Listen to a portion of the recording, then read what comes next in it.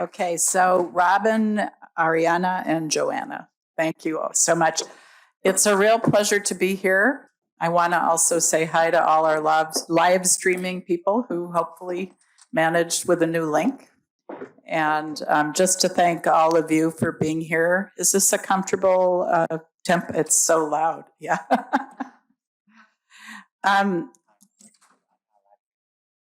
Okay, just kind of set the table of what's happening. We have about 45 minutes, and we are going from the 20,000 feet up big picture that the ambassador shared with us, and now we're going to the real heart and soul of what we are all doing through our chapters and our donations, which is supporting featured grants, our partners on the ground. And that is where so much is happening, woman by woman, girl by girl. You have more detailed bios of our incredibly charismatic and talented crew here, but I'm going to briefly introduce them. Then I will give you some more specifics about each one's program and ask them to speak for about 5 minutes to give us a deeper, 5 minutes worth of depth. They could each be a keynote, of course, and I'm sure they often are. And then we have some other questions for each of you, which they got in advance, but I'll surprise you with it. I first want to introduce Robyn Nietert, who is a president of the Women's Microfinance Initiative.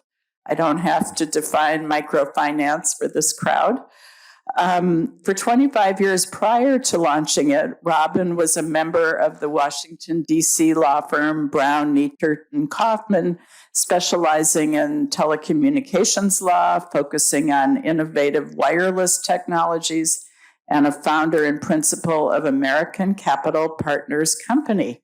And as I guess encore career, she and six colleagues founded the Women's Microfinance Initiative in 2007 to provide business loans and training to disenfranchised rural women in East Africa.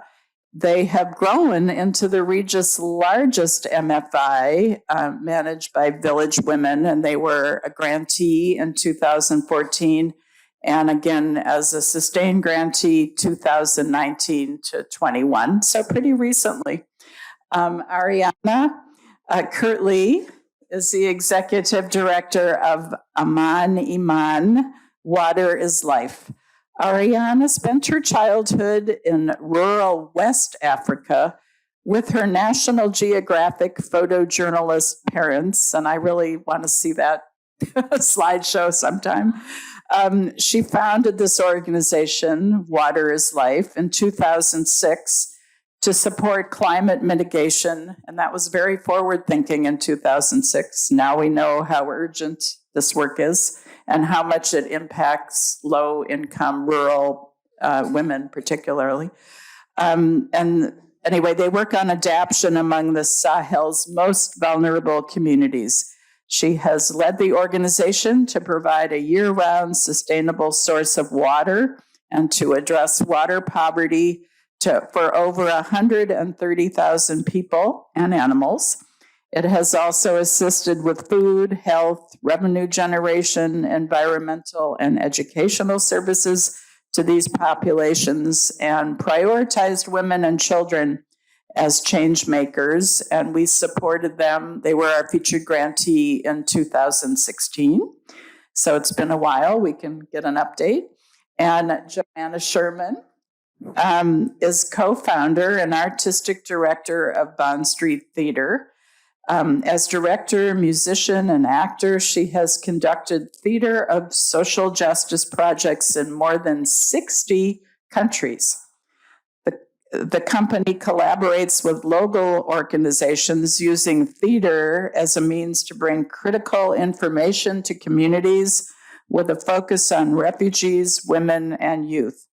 She has formed and trained the first all-female theater groups in Afghanistan, which is what we funded back in the day. And of course, they are no longer functioning as a program. But Joanna did tell me that she has regular contact with so many women in Afghanistan because of the relationships that were built back then. And that is so vital.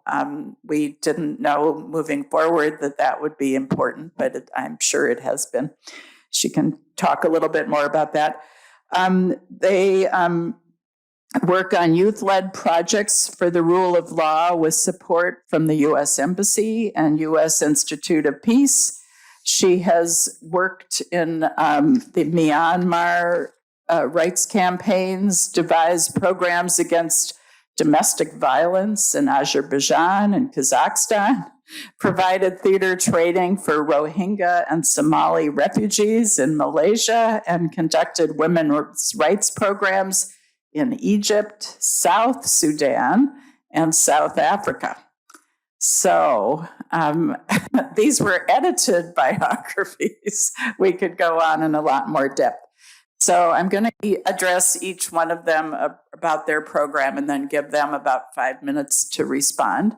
And then we'll do these other round robins. So first is Robyn with the Microfinance Initiative. And they provide loans for as low as $50. And they promote economic participation in Uganda, Kenya, and Tanzania. We first funded them in 2014, sustained 2019 to 21. And we have invested in total $120,000 to expand financial access for rural village women. We've helped to provide business and financial skills, training and loans, but most of all, helping women to become self-sufficient. Can you please tell us a little bit more about the WMI and what RISE's support meant to your organization over the years? First, I'm going to... There, is that on? No, now it's lit up. Yeah, now it works. First, thank you all for having me here today. Really appreciate it. We are a tiny organization. We raise about $250,000 to $300,000 a year. So you can imagine the impact the grants we've received have meant to our organization. So thank you. It's been huge. Okay. WMI provides business loans, training, support, skills for only village women in East Africa. We only work in village setting.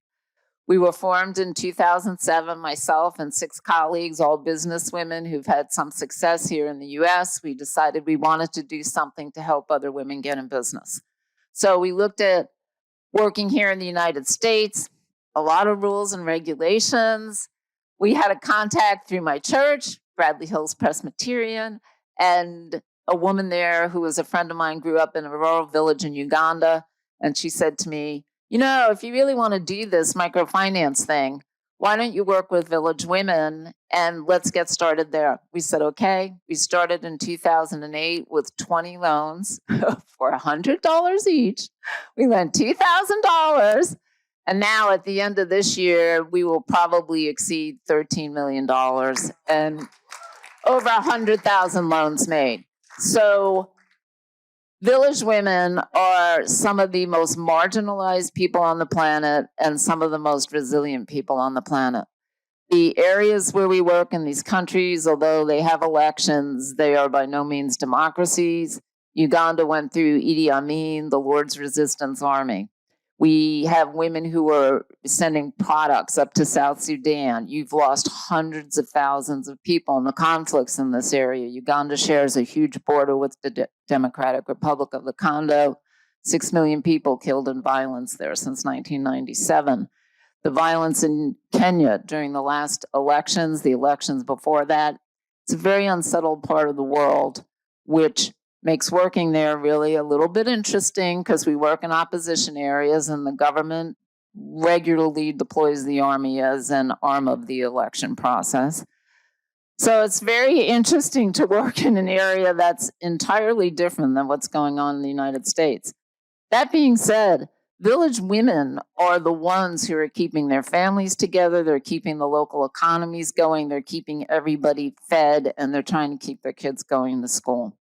So we only work on the village level, and a big difference between what we do and what other microfinance does is we make grants basically to our women partners on the ground, always with a registered women's organization in the village. And we train the women to run the microfinance program. All of the financial services are done in the village. The women control the bank accounts. We see what's going on in the bank accounts as oversight. And someone said to me, well, you know, they could just steal that money. They could just go and withdraw it. And my answer to that is, yeah, they could. If you're not going to trust the people you're working with, then you shouldn't be doing what you're doing. And our approach of empowering the village women by putting them in charge of running the program has meant they're entirely vested in it. They provide more oversight for the programs we run in these 3 countries, and they know where every penny has gone in their programs because the programs belong to them. So we like to say we deliver a quadruple bottom line. We're getting business training, support groups, loans out to women so they can start businesses. They earn income, they improve their households, they improve their family life. We are developing human resources in the village, giving business women executive training so they can run these programs. We change the way banks deal with women because their businesses grow, and then we can transition them into the formal economy in their country. And we are catalyzing community transformation on a very basic level. You empower women. They become advocates for themselves and their families. They become demanding. The local economy expands and changes, and you have sustained change. The places where we work will never go back to being the way they were because the women are empowered now. And as our local directors always say on the ground, when you have money in your pocket, people listen when you talk. And they are becoming powers in local government structures. So that's what we do. Thank you. That's so inspiring. Just a quick question. Do you have revolving loans when the women pay back their? Yes. Yeah. All of the money that we invest in loans continues to revolve. It's a 2-year program, after which they graduate, and the loan they repay goes to fund a loan for a new borrower. So the program it's self-sustaining. All of the village loan hubs generate enough income to cover the expenses of running the program on the ground and then to reinvest the funds in new borrowers. Yeah. So if we all get hit by a bus here at WMI in the United States, these programs we've put in place will continue to operate. That is really inspiring. Ariana, the mission of Amman, Imman, like I said, is environmental, to provide clean water in the face of climate change, desertification, and water insecurity. We provided you with a featured grant in 2016 to establish a livestock loaning program and fodder bank. That's pretty specific, a fodder bank, and to train women in animal husbandry best practices. In turn, this supported the nutrition of children and provided mothers with the means to purchase food, clothes, medicines, and pay for their daughters' school materials. So our propensity is for integrated programs, not just one-offs. So please tell us more about your organization and what that grant meant to you.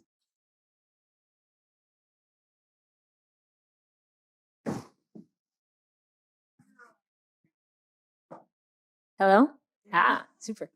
Okay, well, I also want to thank you for having me here, and also Debbie, the Associate Director of Amman Imman, and Shah Haruna, who helped us get this grant. She wrote this grant for us in 2016, so thank you. And Shah has her own, she has a girls' school in Niger. So we work in, our grant was for Niger in West Africa. And just as a sort of segue, my humanitarian career, so to speak, began in Uganda. I was studying chimpanzees in Uganda and decided that in order to help save the lives of chimpanzees, that I also had to help first people survive and in poverty reduction. And that led me to my work in Niger. So, so Amman Imman, I founded Amman Imman, Water is Life, in 2005, 2006. I was a Fulbright scholar in Niger. I grew up in Niger partly. I grew up across West Africa. And while I was in Niger, I realized that a whole population of people that lived in what's called the Azawak Valley were basically dying of thirst. I worked with children that were walking up to 30 miles a day looking for water, that they would walk 30 miles a day not knowing if their little brothers and sisters would survive that day. So you imagine living off of, walking 30 miles a day, coming home with a gallon, 2 gallons of water, and water that we wouldn't consider water, that it's mostly just mud. But previously in Africa, I'd worked with children mostly who hadn't had access to potable water. Well, this was no water. And the other very interesting thing to me was that there was nobody else in this whole area of 500,000 people. There was nobody else helping them. And so my husband at the time, I said, well, why don't you start helping them? And if he had known what that meant, and how would that have, I think he would have thought about that first. But anyway, that's what we did. And so when we first started, we first worked on water, bringing water security. And our focus has always been on women and children. But I really liked hearing Gary, because you really cannot help women and girls in any way if you do not work with men and boys. And so a primary focus of our work is not just women, it's their husbands and the boys. And changing, I'm also an anthropologist. I have a degree in public health and anthropology, and working with populations and people, individuals, friends. To me, I don't just help individuals in West Africa. I help friends and families that are my family, and seeing their children and how their children grow, and working with them as they grow to teenagers and adults, and working with people over time. And so we have focused primarily in Niger, not just because we are quite a small organization like yours, but because we rather focus on one area and work with people over time and make generational changes rather than extend ourselves too big. But anyway, so coming back to what we do, we work on water security. From a health background, we also have a mobile health clinic and that serves women, pregnant women principally, and children. Actually, we didn't want to not serve men, but we weren't allowed to by the government. So, so we help women and children. We have also an educational program, including one educational program that sends girls to school, to higher education, where we send them to the Hamza Center that is run by Shar. And we do also revenue generation work, which I'll come back to what's called the HERDS program, that Shar also designed, HERDS. So HERDS. Okay. If you see it written, it makes sense. And then what's really dear to my heart right now is if you work in an area of the world that is dealing with climate change in a way that is tangible, and that has been very tangible for the past 50 years, where people are literally dying of hunger and thirst because there is no more water, because there's no more rain, and if without rain you cannot grow food. Well, if you don't work on addressing that and doing climate mitigation in a very direct way, you cannot claim to help women, children, or anybody. So one other project that we're really keen on working on, and I think is the only sustainable project, I shouldn't say that. What is going to keep every other project sustainable is landscape and ecosystem restoration. So that means restoring marshlands, restoring rivers, restoring pasture lands, restoring forests. And that may seem to have an indirect impact on women, but most of the women we work with are also climate refugees, which means that they leave their villages 8 months out of the year, 8 to 9 months out of the year, to Nigeria, to Chad, to Mali, to try to sell their plant medicines. As they go on these migration routes, they risk rape. They have to prostitute themselves most of the time. They risk being attacked. They risk all sorts of dangers. Also, a very high rate of STDs. So let's talk about health and HIV/AIDS. That's still a very real issue in West Africa and in most of the developing world. So what we try to do with this climate mitigation is help women stay in their villages, because when they're not there, then the girls are the ones taking care of the families, are not going to school, are spending all day, every day looking for water and feeding their families. So I know that my time is running out. So just to go back to how Together Women Rise helped us in 2016, and it's a program that we've actually replicated many times since, and we just asked for more money from another foundation recently for the same model. So the HERDS project specifically that you funded it was a livestock loaning program. It is a livestock loaning program where women, it's based on a traditional model called Habanae. So Habanae is where women get 3 goats, and after 2 years, they have about 18 kids, baby goats, and then they keep the baby goats, and then the mothers are then transferred to a new woman. And so for the HERDS original program with Together Women Rise, we helped 89 women and over 700 children with that initial program. And then every year since, it's helped thousands and thousands more women. And then it's helped more women in new villages where we replicated the program. And I can give more detail about it, but I think that's the essential part, having food and a better economy. So just as the MFI has recirculating loans, you have recirculating goats. It's the same principle. Yes. Okay, thank you so much. I can just look around and see everybody. It's like, yeah, this is inspiring. We so need hopeful stories to keep us at this work. Joanna, Sherman, the Bond Street Theater has obtained worldwide recognition for your work in areas of conflict and poverty, with a focus on women, children, and youth, and those who immediately influence their lives. Your programs aim to educate and empower individuals to advocate on their own behalf and spark community dialogue in service of social advancement and tolerance.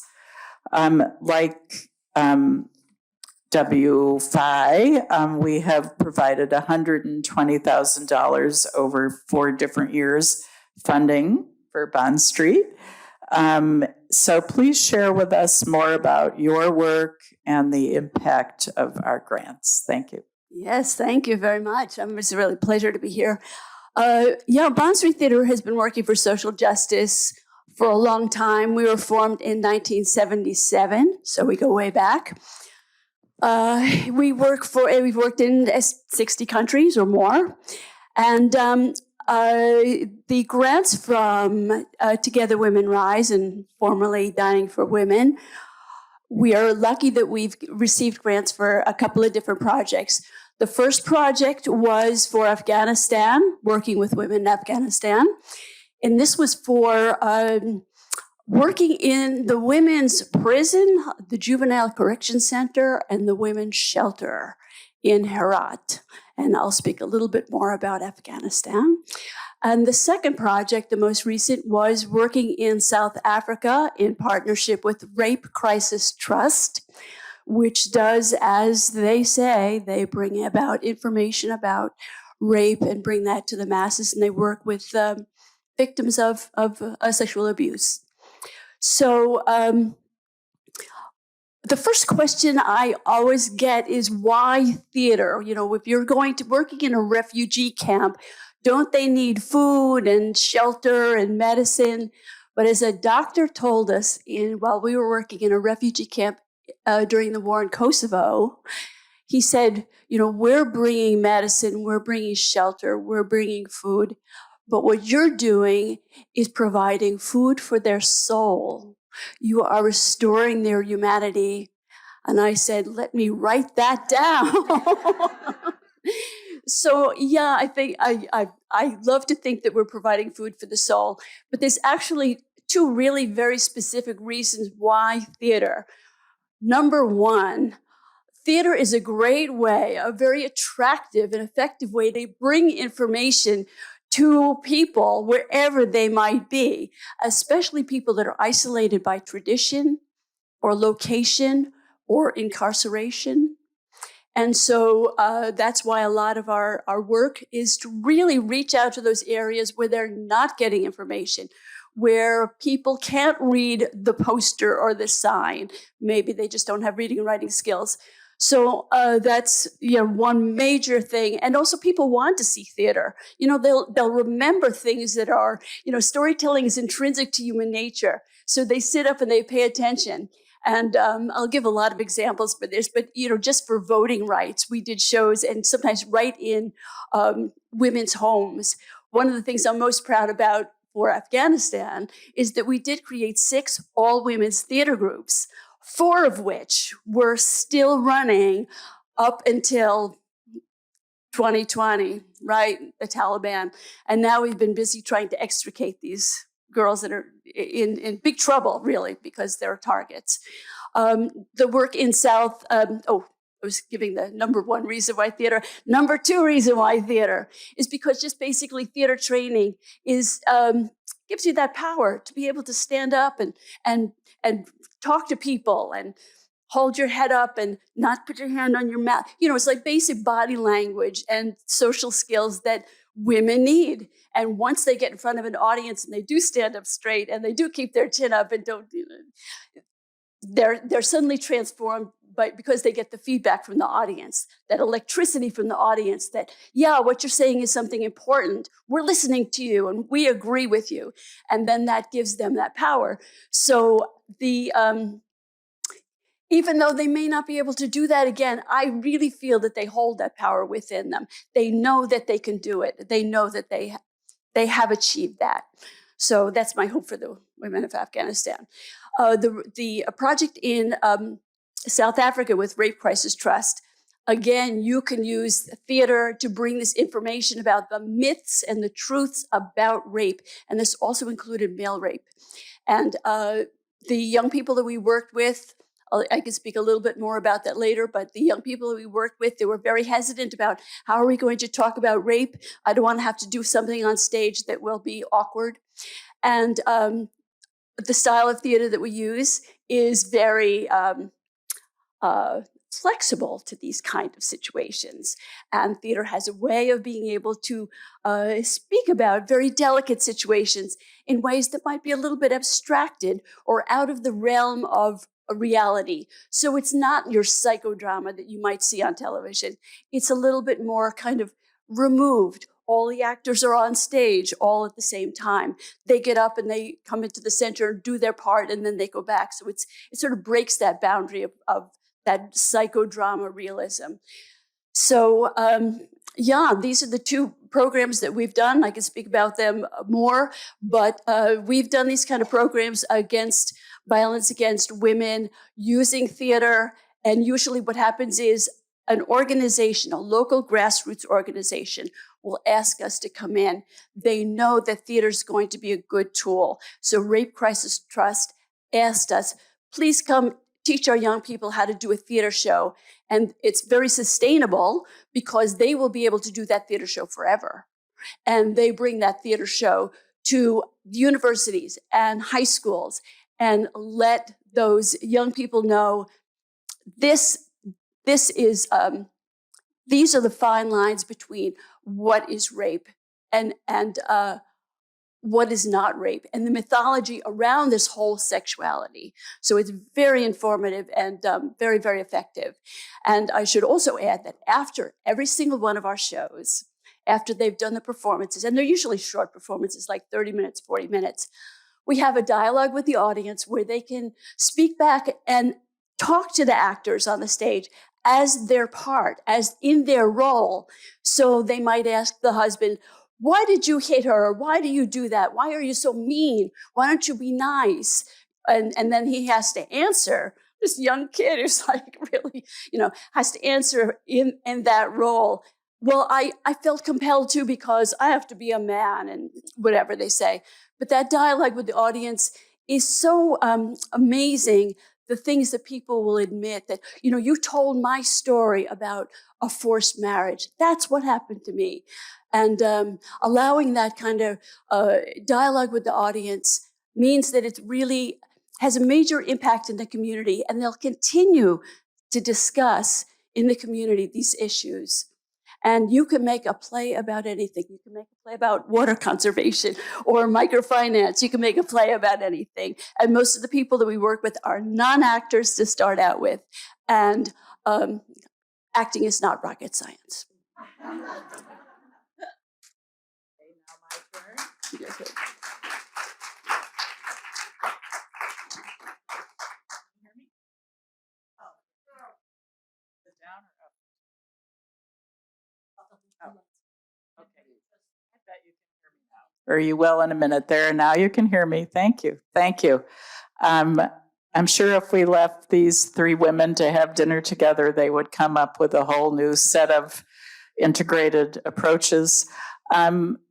Together Women Rise, our chapters learn each month about a featured grantee, and we know over time, one of the things that sticks with us is the power of the story.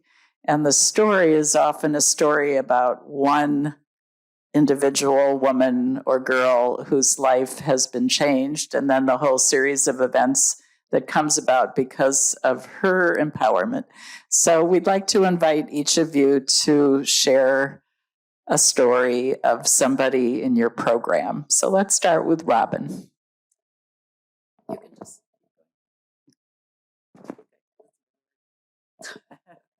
We know this works. Obviously, when you give a woman a loan, she starts a business. I could tell you many stories about women whose businesses have come to be dominant in the village, in the marketplace, in the town, shipping food and produce to South Sudan, bananas to Kenya, purses to Rwanda.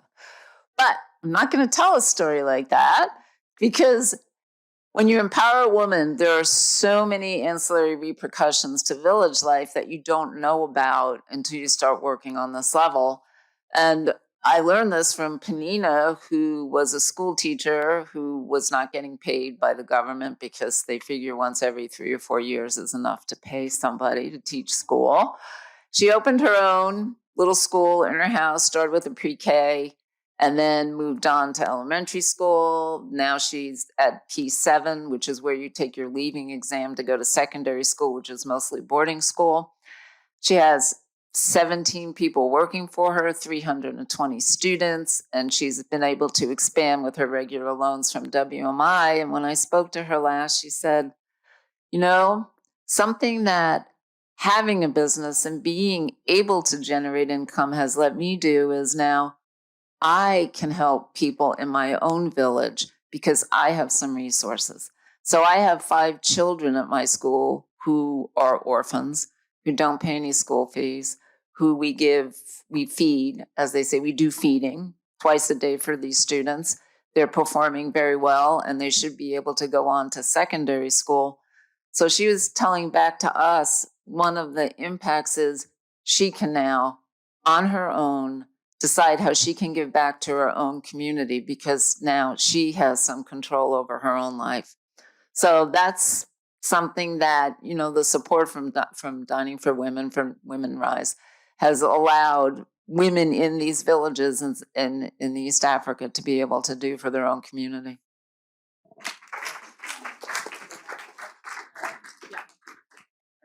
Hello. So yeah, I could tell many stories. Same as, there's so many women that have such fascinating stories. But I'm going to tell the story of Sori. Sori, when I met her, she had just actually come back from one of these migrations that I spoke about. She had just come back from Nigeria, and she's somebody I became very close to. But she told me that on one of these migrations, she had been very in love with a beautiful man who was not the father of her children. she's a Fulani, and they have an interesting marital structure and love structure. But anyway, the point. But the man that she had been in love with had been killed. He had also gone on one of these migration routes and had been killed. And that's just to speak again about the danger of these climate-induced migrations.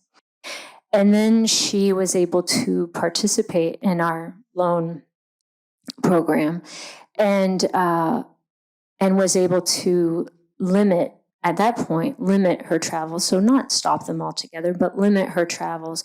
Mostly she was able to grow a herd of quite a large herd of over 30 animals. And with that served as a bank. So it's not microfinance, but it's also a bank.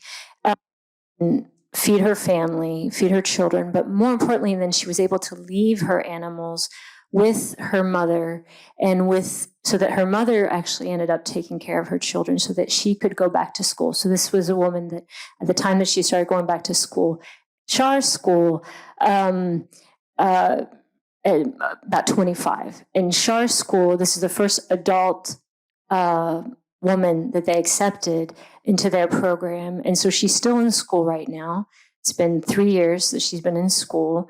This is her third year, and she would like to also work in the NGO world to be able to go back and help her community even more.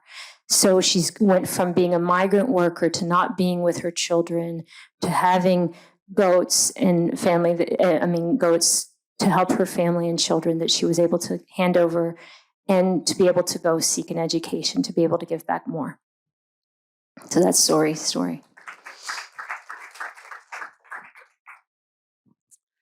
So I too have many, many stories, but I'll just pick one. When I first came to Afghanistan, I noticed that, there were only men's theater groups, and the men would play parts of the women very badly, I must say. They would mince around the stage, and then a lot of weeping because they feel that women mince around and weep a lot. Consequently, when we created our all-women's theater groups, the women had to play the men. And I must tell you, they did an incredible job playing the men. They know what that abusive policeman is like and what that abusive husband is. And one of the women I'm thinking of, because a lot of them started out, extremely shy. They had maybe never seen theater, let alone acted on a stage. So watching them blossom was really a beautiful thing to watch. But watching the ones that had to play the men was outstanding, because this one shy girl, she was from Jalalabad. She was just so shy and really repressed. You could see in her family that she was the bottom of the bottom rung.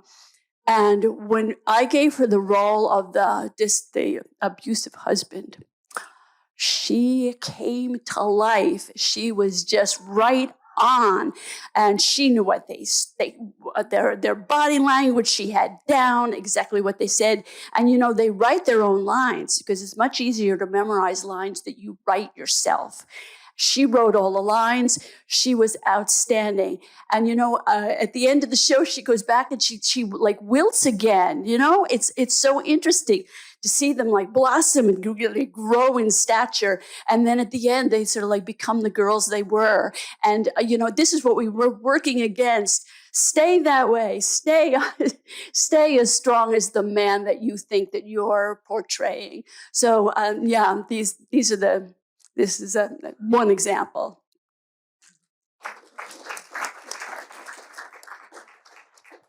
Thank you. Together Women Rise's mission is to cultivate the collective power of community to achieve global gender equality. So we'd like each one of you to talk about the main issue that is holding back girls and women in the places that you work. And also, if you could just reflect on why are organizations like Together Women Rise crucial partners in advancing gender equity.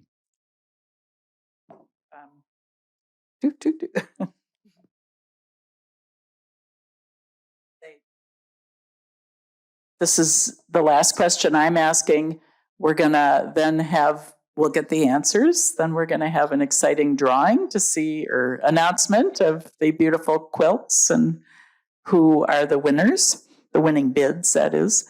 And then we'll come back for Q&A. Did you get the 3x5 cards or whatever size cards are these days? Okay, well, that'll happen. All right, go ahead.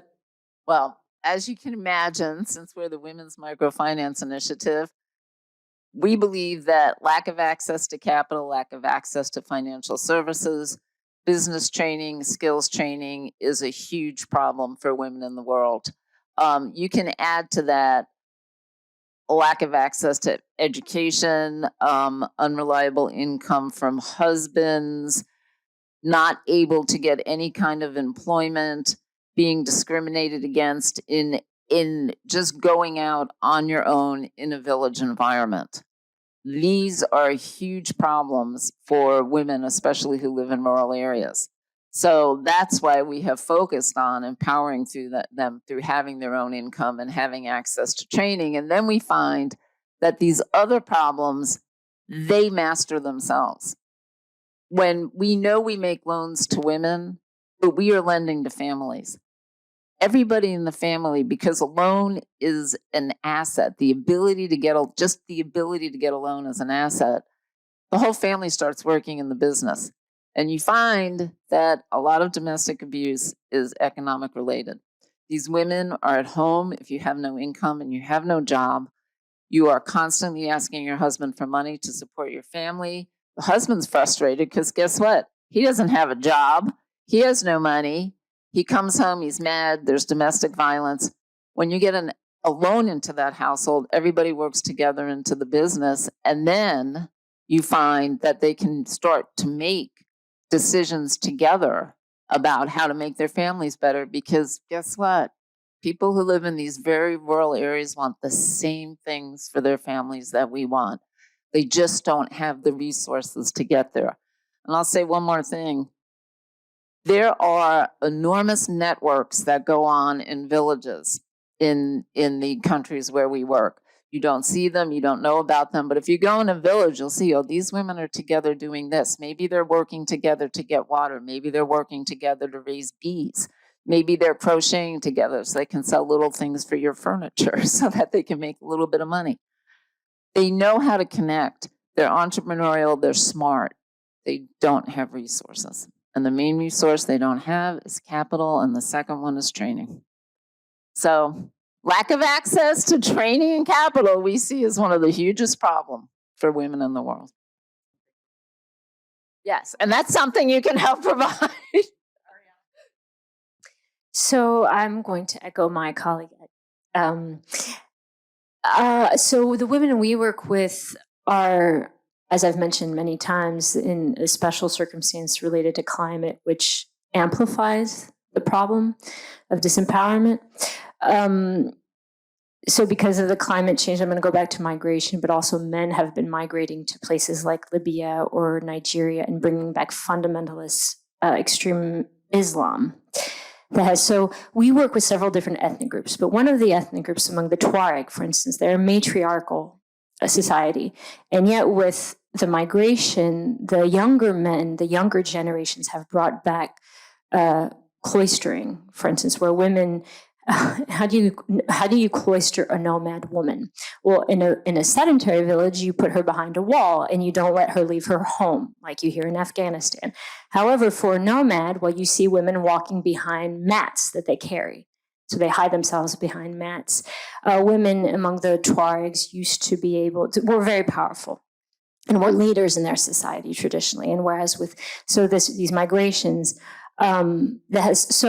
beyond even extreme poverty, beyond extreme lack of access to resources, you have additional factors that are further exacerbating their conditions, that are further, if you don't have water, then you certainly don't have the luxury to go to school. You're going to spend all your time looking for water. You're not going to go to school. And education is the first step towards learning about any rights you may have if you're treated properly in school, which is, proper, good education is also a question. So the question was, what are the main problems that the women that I work with are? It's all the question, poverty, everything you mentioned, plus just having this enemy that seems a bit insurmountable, which is no rain, no food, no water. And men that are changing their behaviors, that are actually being their own worst enemy, because if you sequester a woman and she can't contribute to the family's economy, well, that's not super helpful. So we work to try to help go back, work towards rethinking these ideals. And I've been very impressed today seeing the array of grants that you provide and your holistic approach to helping empower women, from supporting men. I mean, I think that's phenomenal. And wow. And also the fact that you don't just support microfinance and revenue generation, but you also support theater and emotional health, emotional well-being, empowerment through the word, being able to speak for yourself. And I think that's phenomenal. So you amazing. Thank you.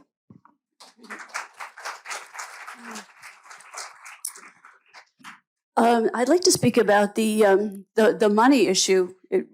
Thank you for reminding me, because we're paying the girls, and I'll tell you, when you bring home money as a girl, all of a sudden you're elevated in your community, and you're elevated in your family. And so even the fathers that had their children and they wanted to join the theater group, we had to do some tall convincing. But once they came back with money for every single rehearsal and show, I was like, well, I think this theater thing might be working out for us. Maybe this is a good idea. And then they let them go ahead and do it. So thank you very much for Dining for Women Together, Women Rise, for being able to support the money. And then also, I appreciate that this recognition that men are really part of the problem, part of the solution. Because while we were working with the all women's theater groups, our colleagues, one of which is here, Michael McWigan over there, was working with the men's theater groups, and they were doing the same, not the same plays, but they were talking about the same issues about forced marriage and women's right to vote. And one of the techniques of theater is that you provide you present the debate on stage. So you have the naysayer that says, like, why should women vote? Women don't know anything. And then the other person who says, well, maybe they should know something. They are part of the community. So, you have the debate so that everyone feels like they're representative. So we really appreciated the men's group spreading the word to other men, and the men would do their shows right in the marketplace. They can perform anywhere they damn please. The women have to actually just go to where women gather, the women's shura, the women's clubs, the women's parks. Back when Marlene is not here anymore, but she said the women can't even go to the park anymore. They're not allowed to go to the park anymore. But that was the women's park. That was another place where they would do their shows. Or at women's homes, they would just go to a woman's home and gather a couple of women from the neighborhood and do it right in people's homes, and they go to the next home. So it's allowing these kind of really off the track approaches to all of these projects. It's very forward thinking. So I really appreciate all that Together Women Rise has done. Well, that's going to wrap up this portion. And I just want to thank each of you individually and collectively, because it reminds us of the change that we can help make in the world. So thank you.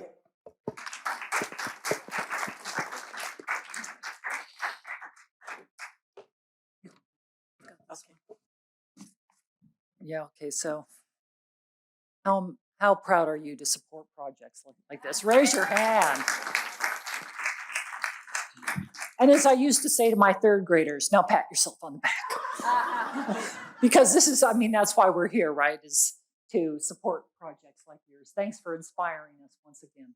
Yeah, thank you. And especially, Joanna, thank you for showing up for us on kind of a last minute Well, we had a last minute cancellation, and Joanna really generously stepped into that position. We really appreciate that. We have questions for each of you. So I'm not going to go in the same order, just to mix it up. So people are interested in Amman, Imman, talking more about the ecosystem restoration. People want to know, like, the nitty gritty. Where is the water coming from? What technologies or strategies are you able to make that water appear if there's no rain, no food, and no water? And it's the same question. What do you see as some possible solutions for better water access for your clients?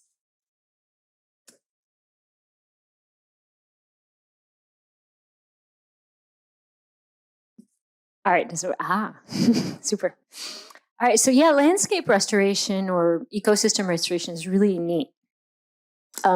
Just as for background, the area that we worked at, Azawad Valley, used to be the best pasture land in all of West Africa. So it used to be one of the wealthiest areas of West Africa. And people lived thanks to the wonderful pastures. Their animals grazed on the pastures, and then their watersheds would last 5 months to a year. And so your question is, how do you bring back water when it doesn't rain? So that's a very good question. And that was, obviously, I didn't know anything about ecosystem restoration when I started back in 2005. So there's some really neat things, really simple things that you can do that I've personally been doing in my garden, actually, that work even in the driest of places in the world. And so it does rain. It's not like it doesn't rain at all. If it didn't rain at all, then we'd be in a different situation. So the idea is to rebuild so to maximize and maximize the number of when it does rain, capturing the water, maximizing that, and eliminating runoff. I don't know if you know what runoff is. Okay. So eliminating runoff to almost as high as 100%. So you don't have any runoff. So every single drop of that rain is captured and stored. And so there's, I could spend all day talking to you about the different ways that this is done. It would be much better done by an expert, which I'm not. But the idea is that there have been places around the world, desertified areas around the world, that by using these very by grading landscapes and funneling water straight to the watersheds, empty watersheds, and putting sorts of different types of clays at the bottom of the watershed so that the water doesn't sink into the ground, bordering the watersheds with different species that really help maintain the ground, reforesting the areas, because the forests, I do this in quotes because we would never call their forests. We would call them random trees. But if you would even want to call them trees. But so there's all these different techniques that are actually often were done by indigenous populations, but because they weren't sexy or whatnot, or because they weren't done in larger scales. Or there's also the half moons, demi moons. I don't know, maybe you've heard of the demi moon technique, where you or there's swales, where you capture water in these spaces and you plant seeds right in those spaces, and they could be seeds of trees or they could be crops. They could be whatever. So there's all these different techniques that could capture water and actually regreen places that were completely desertified. And you have these magic landscapes of regrowing ecosystems. And then once you have an ecosystem of forests, those are micro ecosystems that bring back rains. I mean, if you've seen the Amazon, it rains all the time. Well, that's because there's, a huge concentration of trees. So the more trees you have in an area, the more chance you're going to have greater amounts of rainfall. So you create microclimates where rainfall is more able to happen. I don't want to go on and on. I apologize. But No. anyway, so you can bring back deserts and regreen deserts, and it's beautiful and it's fascinating. And I'd love to tell you more if you want. You can come see me. As far as I know, it's also very low tech. It's very low tech. It's, Yes. It doesn't require a lot of external fancy technology, but it requires a lot of muscle and a lot of on the ground effort that needs to be coordinated. It requires muscle, and it does require quite a bit of expertise. Right. But it doesn't require, so that's where you need to have an understanding of landscapes and contours and whatnot. Yeah, and it's the bigger thinking that we lacked that got us into this whole situation to begin with. Yeah. Okay, we have a few questions about Joanna's work in Afghanistan.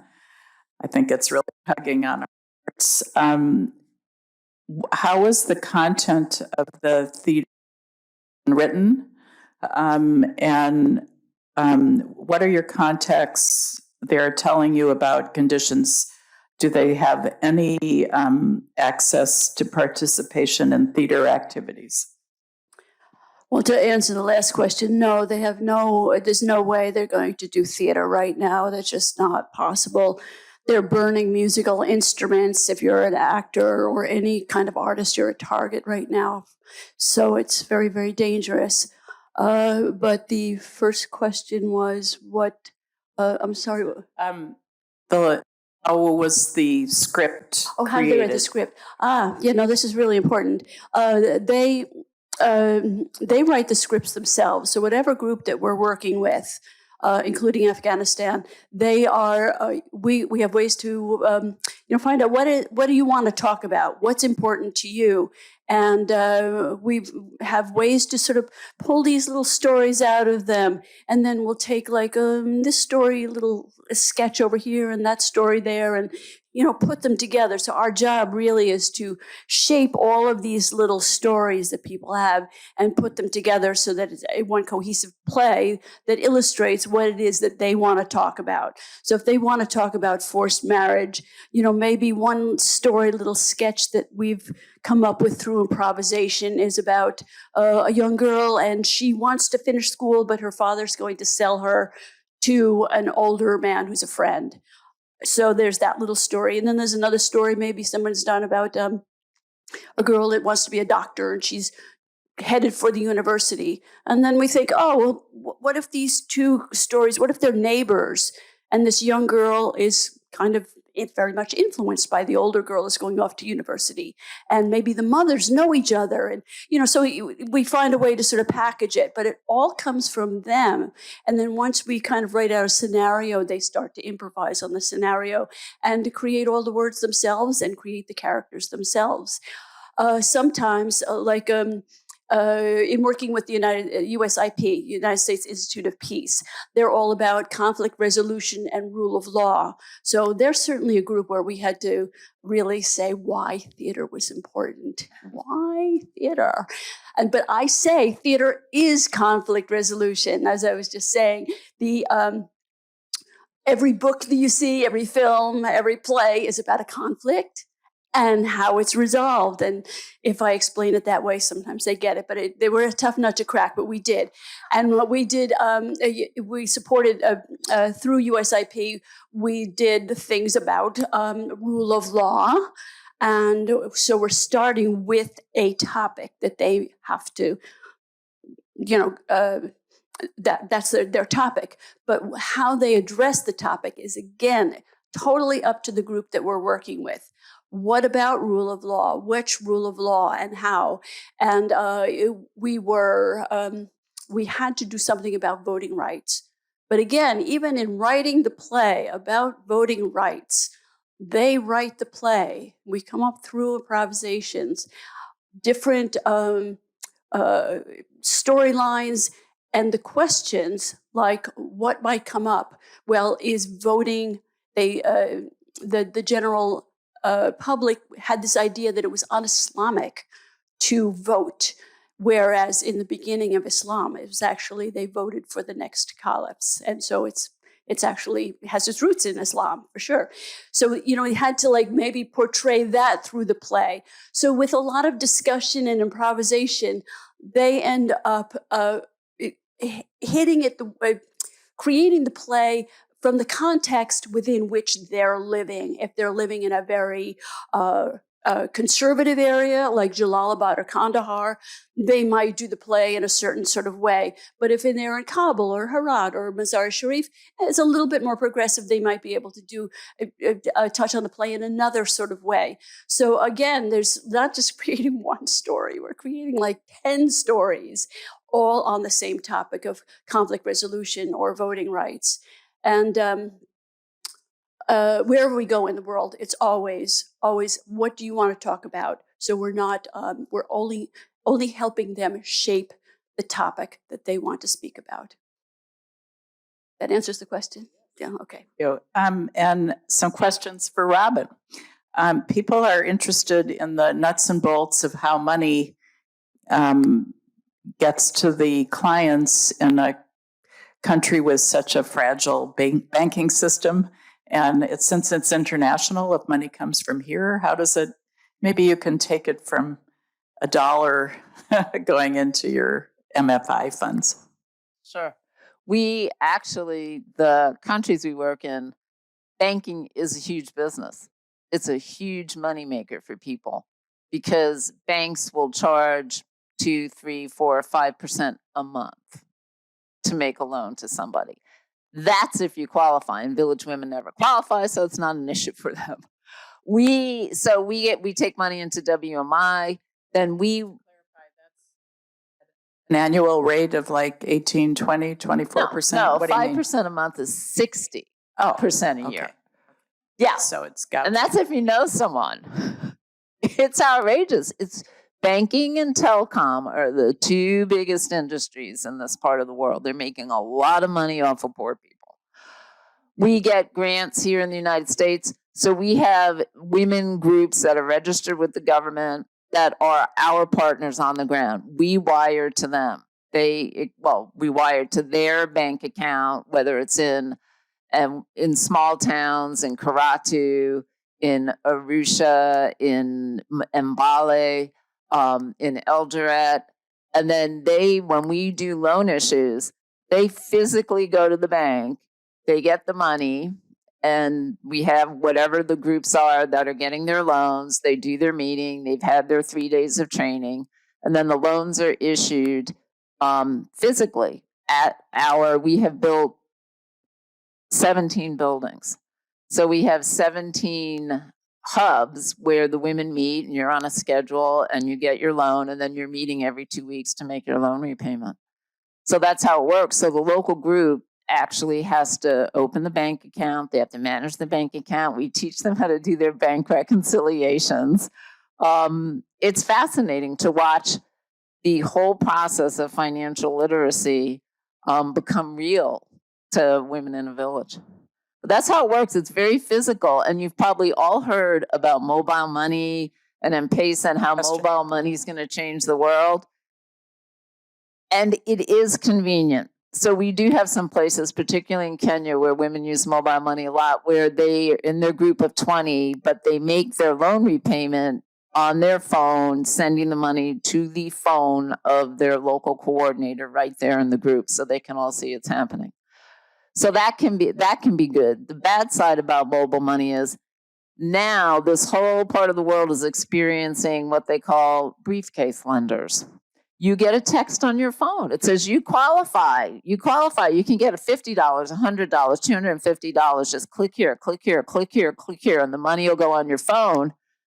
And you have no idea what's going on. You have this phone, and now you're taking a loan at 10% a month interest. It's a huge problem. It's just a huge problem. And that's why we focus so much on financial literacy and having these group meetings every 2 weeks so that everybody understands what's going on. And where we work in Tanzania with Maasai women up on the plateau around where Olduvai Gorges, where man was first discovered perhaps, the women actually meet under a tree and they have a lockbox. And there's two keys. Two people wear the keys around their neck. They open the lockbox, they put the deposit in, they close the lockbox, and then it goes to the bank to get deposited. So I do agree that mobile money can be helpful in many ways, but having these physical meetings and actually seeing physical cash, it's a lot different than dealing in digital money. And it's like a metaphor for trust. And that is what is so powerful in women's groups all over the place.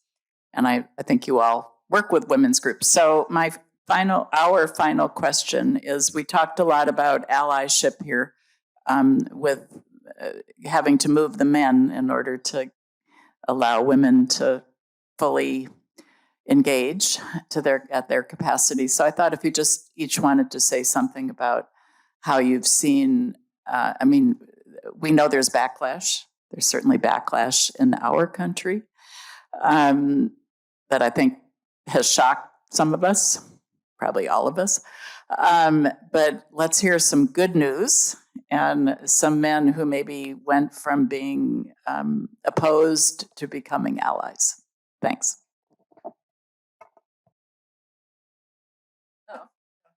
Hopefully there's some.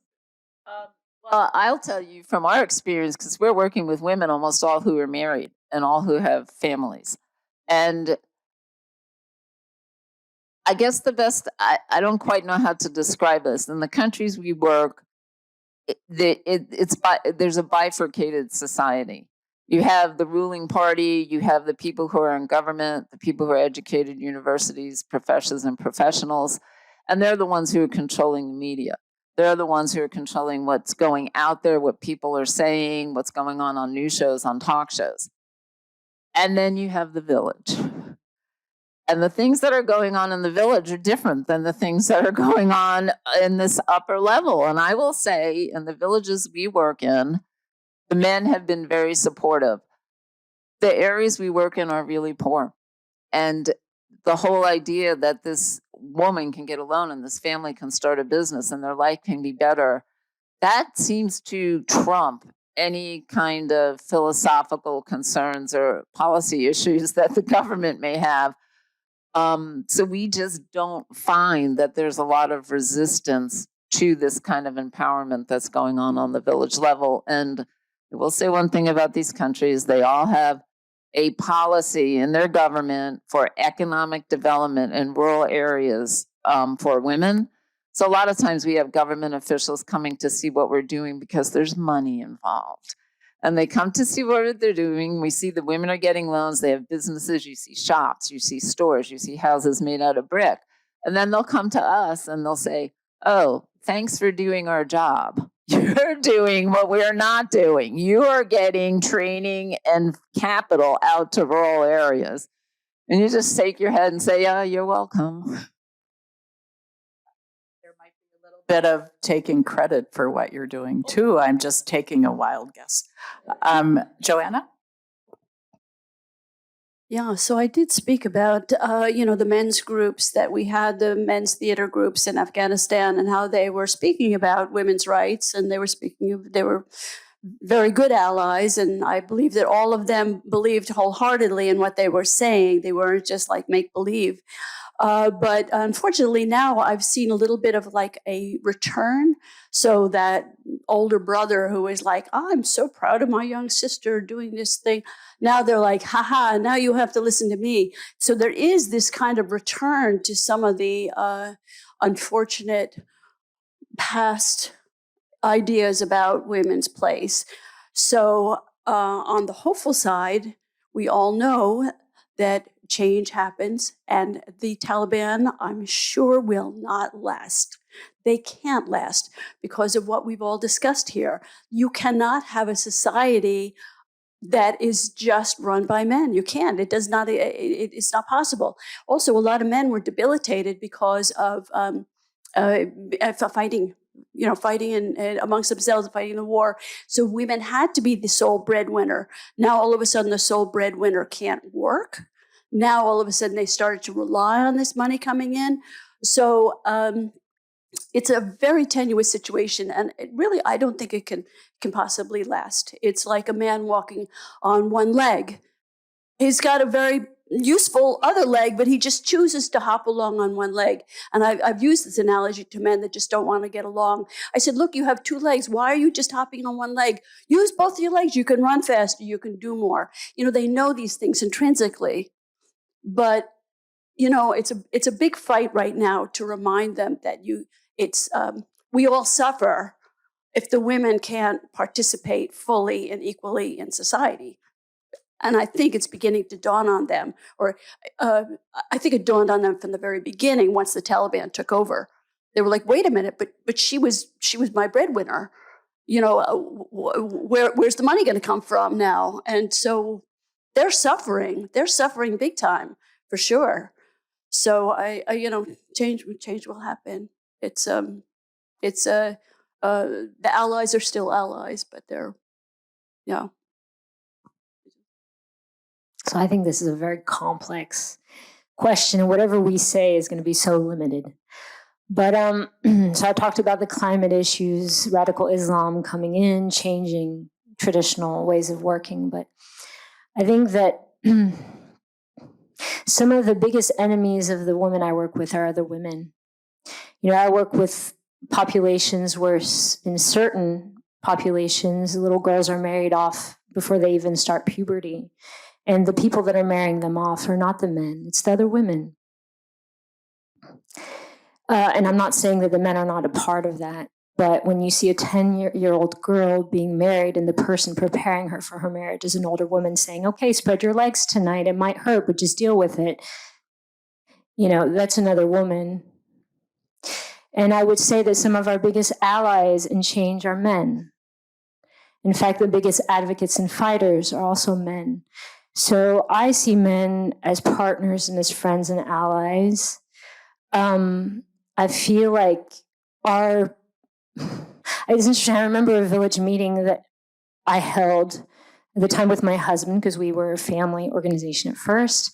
And there were women in the room and men in the room, and the women turned their backs to the men.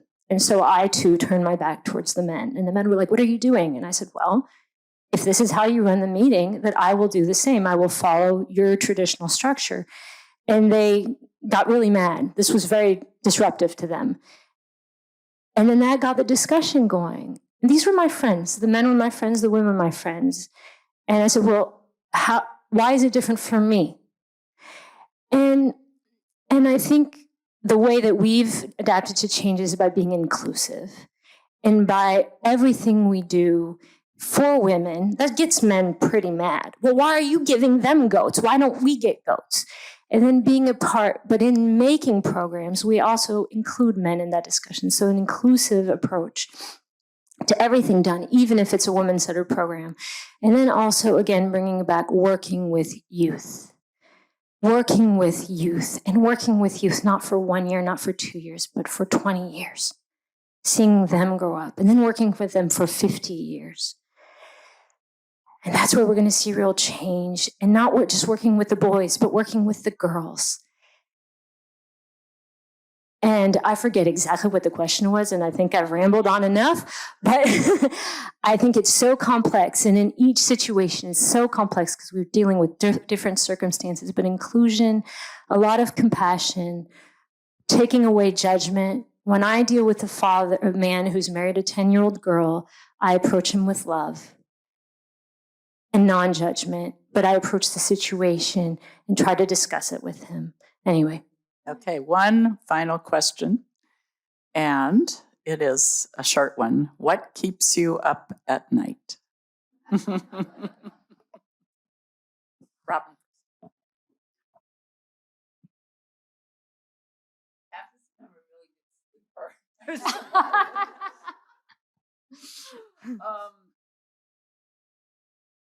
I don't think that. Oh, sorry.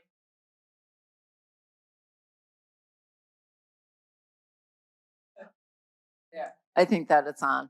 I try not to be kept up at night because, like you just said, change is going to happen.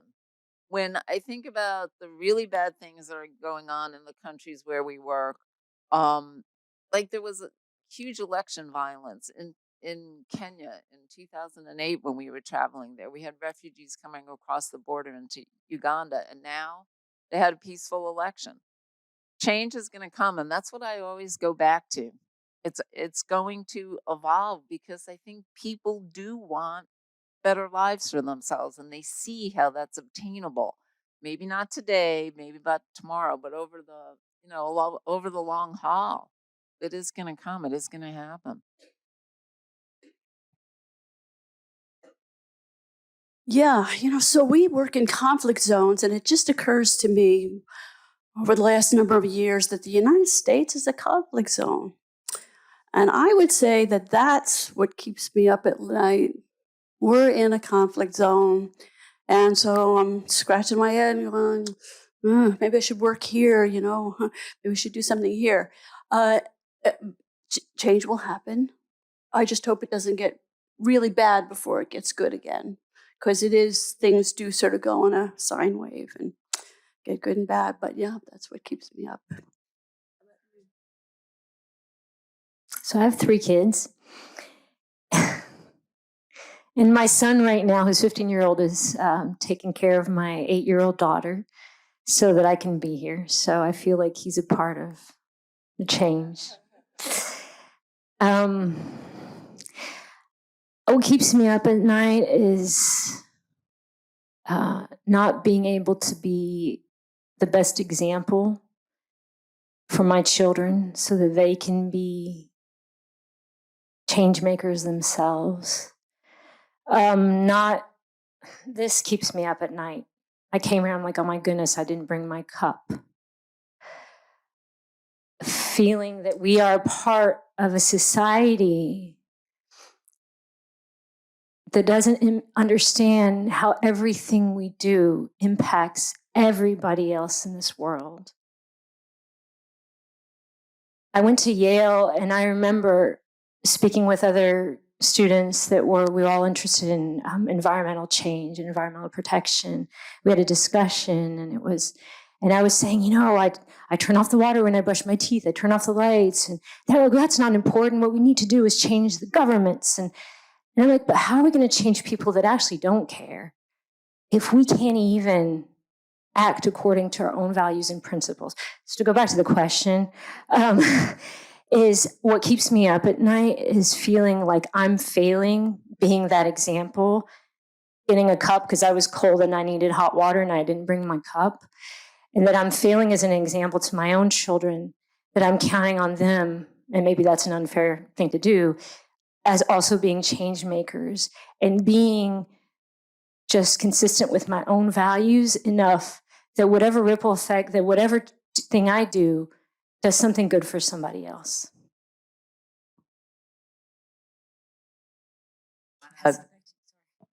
I want to say thank you to all of you, and I want to thank you on behalf of all of us for all the work that you do that makes such a difference. So thank you.